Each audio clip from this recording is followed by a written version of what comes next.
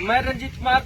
जो चुनावी माहौल चल रहा है, चुनावी सरगर्मी है, पंचायती चुनाव में सब अपने अपने बातें बोलकर आए हैं, उतर के आए हैं। जनता किस प्रकार से रिझ सके, इनका एक नारा है, सबका साथ सबका विश्वास सबका प्रयास भी है।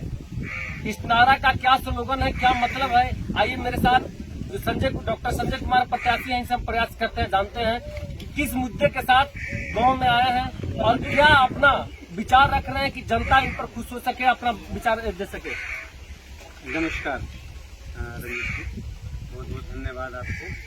देखिए, हमारा नारा है सबका साथ सबका विकास, सबका विश्वास सबका प्रयास, शिक्षा स्वास्थ्य स्वरोजगार, शिक्षा स्वास्थ्य स्वरोजगार।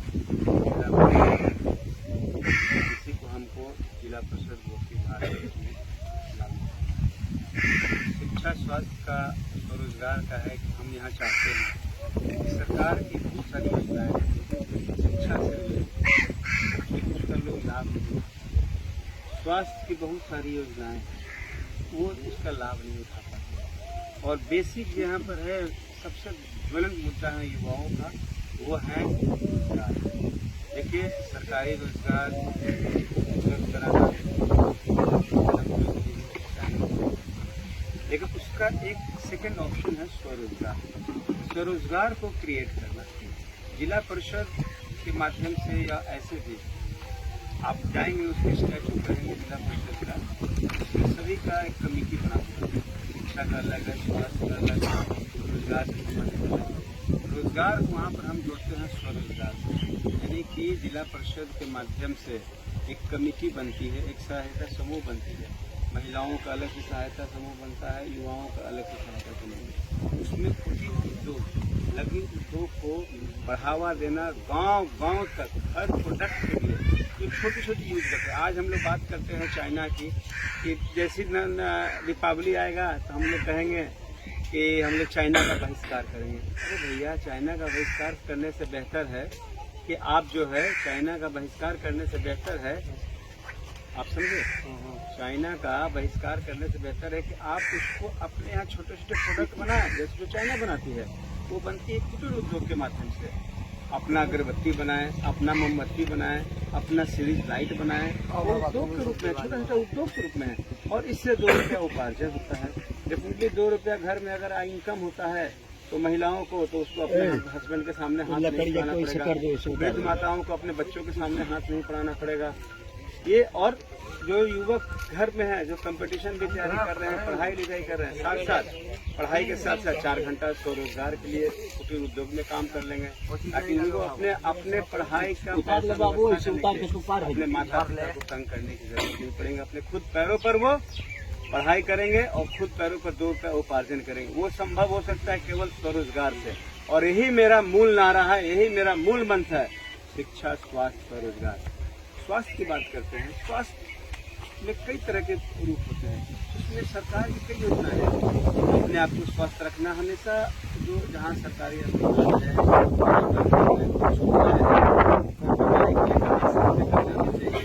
ये सारी उसमें योजनाएं के बारे में पता रहती है। सरकार सभी चीज जो हम लोग विकास की बात करते हैं, नली गली खरंजा की बात करते हैं, वही विकास का एक रूप है। उसी तरह से जिस तरह से गाँव की सुंदरता के लिए नली गली खरंजा आवश्यकता है, उसी तरह से एक व्यक्ति को, एक मनुष्य, एक युवा को अपना सुंदरता, उसकी शिक्षा होती है। अगर वो लड़का मैट्रिक में क्या भविष्य तय करेगा, ये उसकी सही जानकारी होना, एक सही मार्गदर्शन होना ही एक शिक्षा का रूप है। आपका बच्चा मैट्रिक के बाद क्या कर रहा है, गार्जियन हमारे माता पिता गाँव घर से हैं, उनको सही इन्फॉर्मेशन नहीं मिल पाता है। हमारा उद्देश्य होगा कि हम अगर मौका मिलेगा, मैं जो हमारी राशि होगी या अन्य कहीं जगहों से, सिर्फ सरकार के जो जिला परिषद के फंड की राशि से बहुत कुछ नहीं आता है। इसके लिए अन्य जगहों पर हमको बाहर जाना पड़ेगा, अन्य लोगों से बात करके, मिल के, जुल के। हम हमारे 2 पंचायत है, 2 पंचायत में कुल मिला के 30 गाँव है। इस 30 गाँवों में हमारा टारगेट है, हमारा प्रयास होगा कि इन पूरे टेन्योर में मैं हर गांव में एक लाइब्रेरी की स्थापना करूंगा, किताब की पुस्तक उपलब्ध कराऊंगा, कंप्यूटर फिट व्यवस्था कराऊंगा, ताकि युवाओं, लड़कों, लड़कियों को बाहर जाकर ऑनलाइन नहीं करना पड़े। बाहर जाके उसको बाहर जाता है कोई बच्चा बच्ची टेम्पो भाड़ा आना जाना परेशान होना पैसा हुनर है। आज के इस कंप्यूटर युग में इतने लोग परिपक्व इतने लोग एक्टिव हैं कि उनको उससे सुधा नहीं मिल पा रहा। हमने क्या कहा कि नल्ली गली खरंजा विकास का बहुत अच्छा पैमाना है, लेकिन उससे भी ज़्यादा जरूरी है शिक्षा और स्वरोजगार। यही मेरा मूल नारा है। सर नारा तो आपने खूब बेहतर तरीके से अपना बात रखे, मगर कैसे ही लोग को अपने आप में कन्विंस कर पाइएगा सर? कैसे लोग ऐसे? देखिए हम जितना घूम रहे हैं, हम अभी तक एक राउंड पूरा गांव 300 गांव घूम चुके हैं। ये नारा हमने दिया है और हमें उधर से रिस्पॉन्स आ रहा है। यहाँ पर जाति खत्म हो गया। यहाँ पर जो जाति बंधन जो चुनाव में लगता है आरोप, त्रिस्तरीय पंचायत में कोई जाति पात नहीं रहता है। ऊपर का है, ऊपर का तो अलग इशू है। त्रिस्तरीय पंचायत में लोग अपने देखिए सरकार की कितनी अच्छी व्यवस्था है, लोकसभा है, लोग अपना ऊपर देखते हैं, विधानसभा है, लेकिन ऐसा ही एक त्रिस्तरीय पंचायत है जिसमें कि कोई पार्टी इसमें इन्वॉल्व नहीं है। समाज में जो अच्छा कैंडिडेट मिलता है उसको लोग चुनते हैं, लगता है कि ठीक है जात पात है, अपना शादी विवाह से लेकर सब तक रखिए। वोट भाट में इस सब में इस त्रिस्तरीय पंचायत में कहीं दूर दूर तक शादी नहीं होता। कैसे इस काम को कीजिएगा सर? चुनाव जीतने के बाद वादे तो कर काम पूरा करने के पीछे हट जाते हैं। सर सरकार का नियम है, ये जो विकास की बात करते हैं कोई अपना पैसा लगाता है क्या? मेरे पास तो अपना पैसा है नहीं, सरकार का पैसा है। जिस तरह से नल्ली गली खरंजा कहाँ से पैसा आता है? ये जनता का पैसा है सर। डायरेक्ट टैक्स और इनडायरेक्ट टैक्स के माध्यम से। सर डायरेक्ट टैक्स को करते हैं, डायरेक्ट टैक्स करते हैं जो कि आप इनकम टैक्स पे ही हैं, एडवांस टैक्स देते हैं, वो डायरेक्ट टैक्स हो गया, टैक्स हो गया। टैक्सेस से पैसा आता है। और इनडायरेक्ट टैक्स हम घड़ी खरीदते हैं, हम मोबाइल खरीदते हैं, उसमें जीएसटी लागू होता है, और local tax state government tax लगता है। हम गाड़ी खरीदते हैं, उसमें हम लोग टैक्स देते हैं। तो जो हर चीज का एक सलाई से लेके एक जहाज के टिकट तक में आपको सरकार को टैक्स देते हैं, और वही टैक्स आपके पूरे देश का एक मापदंड बनता है। और उसी पूरे देश के जो मापदंड टैक्सेस का स्ट्रक्चर बनता है उसमें बिहार का एक हिस्सा मिलता है। वो जो बिहार का हिस्सा मिलता है उसी में हम लोग अपने जिले का हिस्सा मिलता है। और जो जिले का हिस्सा जितना रुपया आता है हम ही लोग का पैसा घुमा फिरा कर हम लोग के पास आ जाता है योजना में। भाई आप इसको शिक्षा पर इतना खर्च करें, बजट पर स्वास्थ्य पर इतना बजट पर करेंगे, स्वरोजगार पर इतना खर्च करेंगे, ना विकास पर इतना खर्च करेंगे, विकास पर इतना खर्च करेंगे। उसी को पैसा है, उसी को अपना पैसा, किसी भी प्रतिनिधि का अपना कोई पॉकेट से पैसा नहीं है। ये जनता ही का पैसा है, सरकार का पैसा है, और इसको लागू कराना ही हम लोग का कर्तव्य है। अब जनता के सामने वादा कर रहे हैं, तुम करिएगा नहीं? हम जीतने के बाद सर आप जीतने के बाद रिकॉर्ड करेंगे, जनता हमारे पास गवाह है।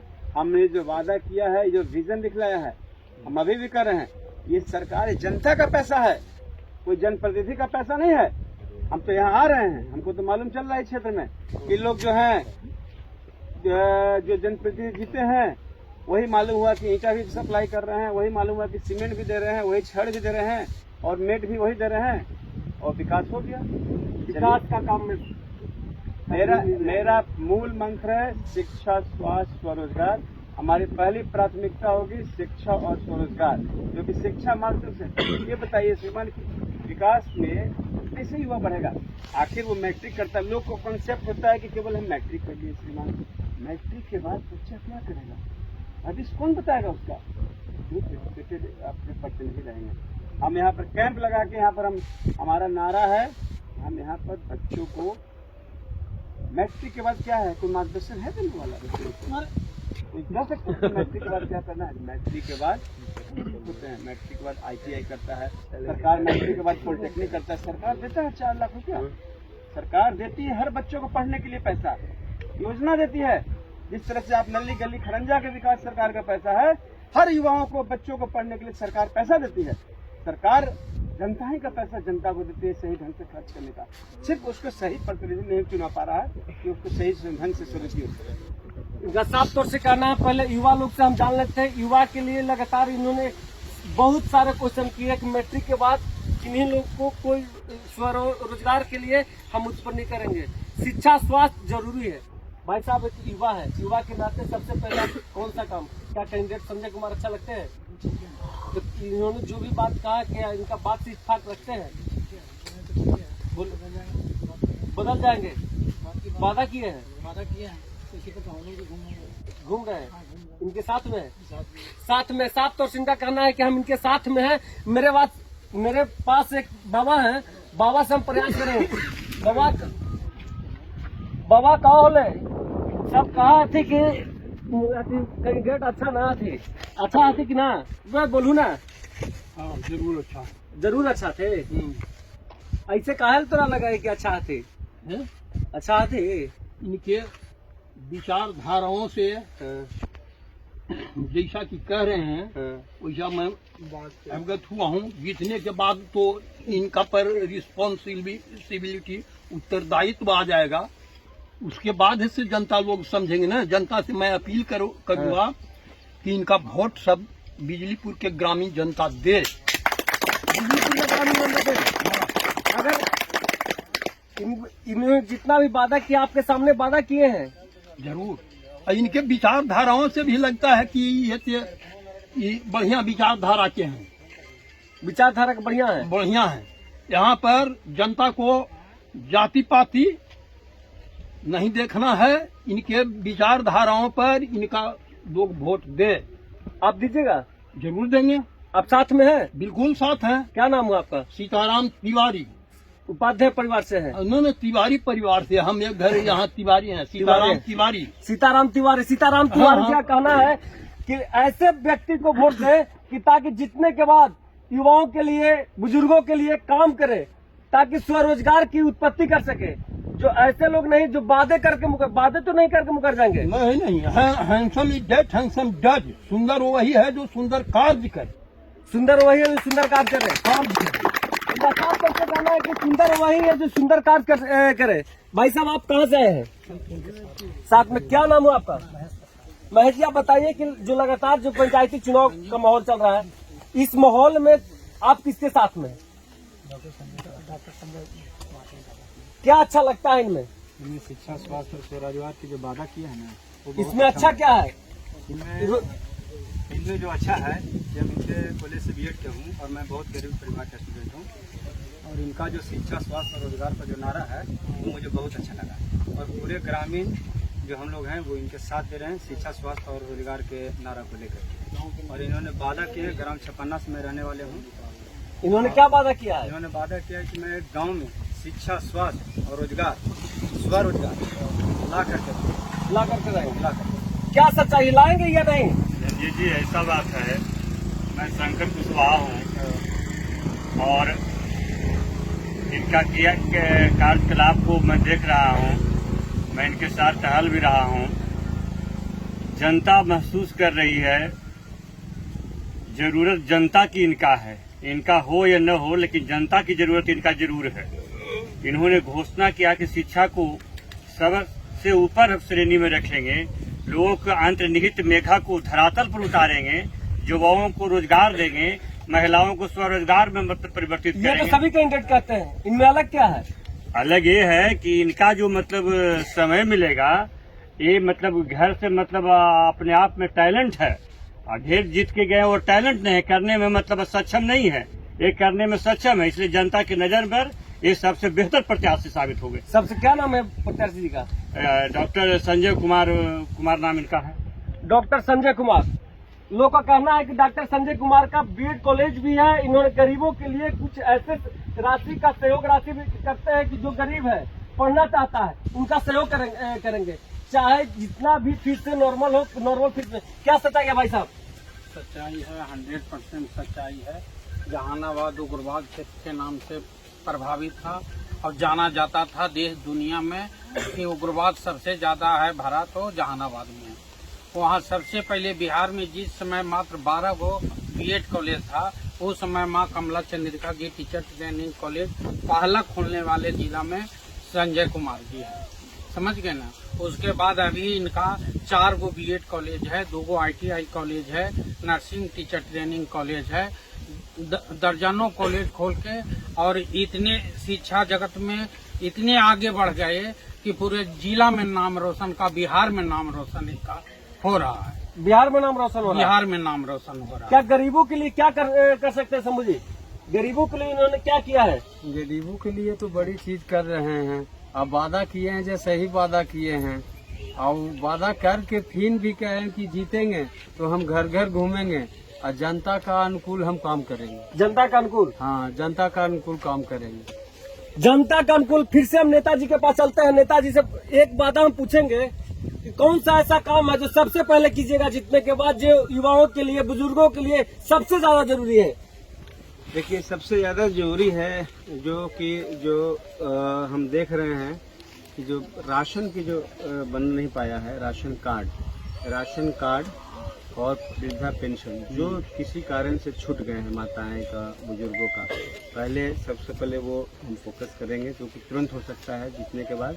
और उसके बाद हम जो मूल हमारा नारा है शिक्षा, स्वास्थ्य, स्वरोजगार। तो शिक्षा तो एक चैनल है, अपना सिस्टम का पार्ट है, उसका सबका समय फिक्स है, लेकिन स्वरोजगार जरूरी है। सबसे जो टॉप प्रायोरिटी है वो रोजगार। जो युवक बैठे हुए हैं घर पर, खाली मन शैतान का, तो घर में बैठे हुए हैं, तो घर का खाली मन में बैठे हुए हैं, तो उसको हमको व्यवस्था करना। आपने सही कहा, हमारे लोगों ने, हम जहानाबाद जिला पहले उग्रवाद प्रभावित रहता था, जाना जाता था कि हम यहाँ पर ये समस्या वो समस्या उग्रवाद 2007 यानी 15 वर्ष पहले मैंने इग्नू का स्थापना यहाँ अध्ययन केंद्र खुलवाया, दिल्ली जाके, पटना जाकर के संपर्क करके। उसके बाद हमने यहाँ पर जहानाबाद में, जहाँ पर एक भी शिक्षण संस्थान नहीं था, जो जहानाबाद पहले उग्रवाद के नाम से जाना जाता था, वही जहानाबाद आज शिक्षा के क्षेत्र में 1 नंबर जाना जाता है, जहाँ 1 दर्जन बीएड कॉलेज हैं, 1 दर्जन डिग्री कॉलेज हैं, 4-5 जो है नर्सिंग कॉलेज हैं, और कई फार्मेसी कॉलेज खुल रहे हैं, जीएनएम के कॉलेज खुल रहे हैं, सैकड़ों दर्जनों सीबीएसई स्कूल हैं, सैकड़ों स्कूल का भी हर प्रखंड में खुल रहे हैं। यही विकास का पैमाना है सर। ठीक है, आप कैमरे के सामने, जो जनता के सामने जो वादा किए हैं, ये आप चुनाव जीतने के बाद आपको सुनाएंगे। हम आपके माध्यम से, आपके चैनल के माध्यम से हम सबको विश्वास, भरोसा दिलाना चाहते हैं कि हम शिक्षा के क्षेत्र में पहले से काम कर रहे हैं। सब लोग मुझे जानते हैं। एक बार मौका दीजिए और आप मुझे एक बार मौका दीजिए। मेरा भविष्य आपके हाथ में है और मैं भरोसा रखना है कि आपके बच्चों का भविष्य मेरे हाथ में रहेगा और उसको मैं बखूबी निखारूंगा। बहुत बहुत शुक्रिया।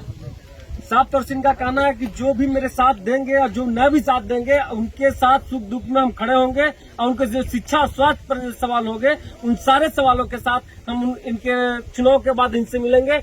और आप देखते रहिए आस्था न्यूज़। तब तक नमस्कार।